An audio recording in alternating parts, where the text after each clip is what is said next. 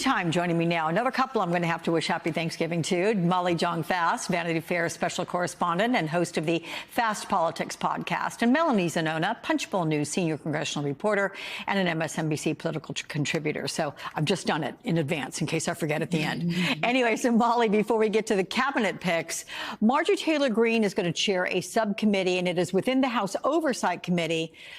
This is going to be to work with Elon Musk and Vivek Ramaswamy on the new DOGE, Department of Government Efficiency. So here's what Congressman Robert Garcia told me yesterday about it. Take a listen.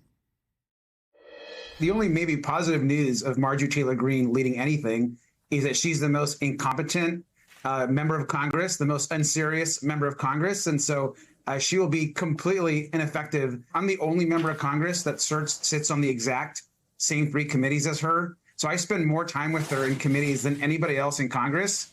There couldn't be anybody worse. And so putting her on charge of anything is such a joke. It was kind of funny that he put this whole thing, well, here's the positive. And I was like, I didn't really get much positive out of that. But to the question here, what qualifies her for this role? She likes to be on television. Look, we saw AOC also said something to that effect, right? She said she never does the reading and she rarely shows up at stuff. Look, she is the perfect congresswoman for this, whatever it's going to be, the department that's volunteer-based, that's based on a meme, that's going to soon discover that it's very hard to cut things from the federal budget, and that much of the federal budget is stuff that these guys can't actually cut, or that is servicing the enormous debt that the country has and that they can't stop paying. So I do think this will be a real interesting, it's funny because these two have had a lot of success in the private sector and somehow think that that will make them able to run the government. But the government is a little bit different. And I will wait with bated breath to see how this devolves. What about Senator Joni Ernst, Melanie, who shared this photo? We're going to put it up here with Donald Trump and Elon Musk after she announced a Senate DOGE committee. How did this become a top priority on the Trump agenda? Well, this is all about cutting federal spending, cutting regulations. This has been something that, of course, has been one of Donald Trump's top priorities. He talks a lot about disrupting the government. And it's not surprising to see him put Elon Musk and Vivek Ramaswamy, who campaigned with him all throughout the campaign, and give him this post, which doesn't need, by the way, Senate confirmation. They're not going to open up their business books or their personal lives through a confirmation process. But I think it's really important to point out here that not just the subcommittee that Marjorie Taylor Greene is chairing, but also this project itself, they don't have the authority to just cut spending on their own. That requires congressional approval from the entire House. Remember, you need 60 votes in the Senate. And so I would pump the brakes on the idea that they're just going to run in here and be able to slash federal spending.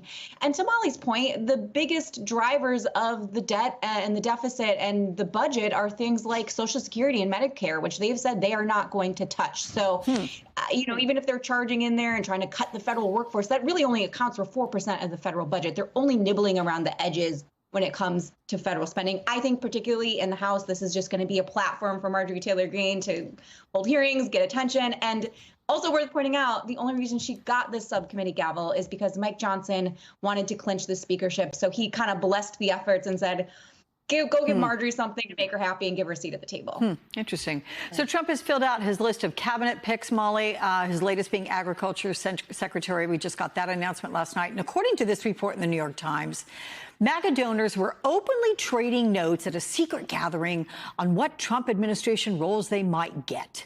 To what extent is Trump obligated to billionaires and donors, and how much are they influencing his early decisions? I think they're influencing his early decisions a lot. And I think that that's how they wanted it, right? And that this is Donald Trump, and even his biggest supporters say that he's very transactional. And we saw, look, I think a lot of these appointments are rewards, right, for services rendered. Look, RFK Jr. went along with Trump, and now if he can make it through congressional appointments, which I'm not convinced that he can, will head HSS. So I do think that's true. And even some of his less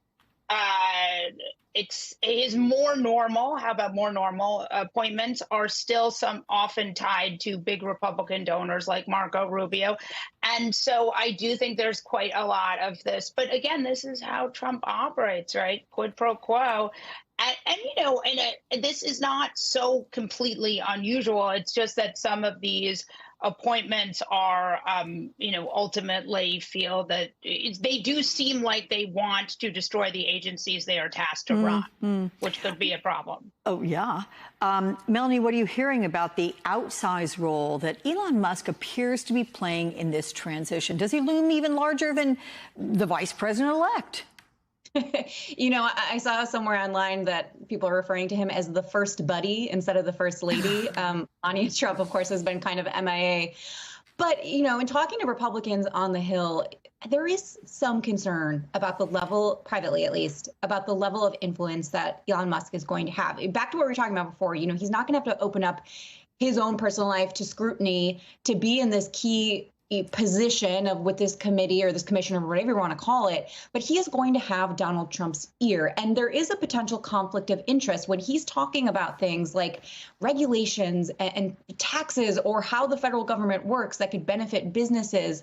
I mean, he could have a personal interest in what he is counseling Donald Trump on. And so, again, I'm not surprised to see him have this prominent role post-election, but there are some questions about how long this bromance is going to last. Donald Trump has known to kind of, spit people out, chew them up, spit them out. Doesn't like to be overshadowed. He does love billionaires, but someone who's actually a billionaire and getting a lot of attention, I'm curious to see how long this relationship lasts. I think a lot of us are.